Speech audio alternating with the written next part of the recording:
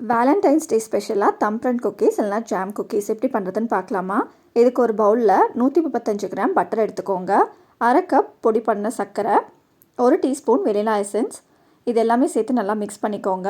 இது கூட 1/2 கப் மைதா, 1/2 cup custard powder, இது எல்லாமே சேர்த்து மிக்ஸ் பண்ணிக்கோங்க. மாவு இந்த மாதிரி க்ரம்பிள் டெக்ஸ்சரில் வந்ததும் அழுத்தி நல்லா சாஃப்டாக பிசைஞ்சுக்கோங்க. எல்லா குக்கீஸுமே ஒரே ஷேப்பில் வரணும் அப்படின்னா ஒரு டேபிள் ஸ்பூன் வச்சு ஈக்குவல் போர்ஷனாக எடுத்துக்கோங்க. எடுத்துகிட்டு வெடிப்பு வராமல் நல்லா உருண்டை பிடிச்சிக்கோங்க.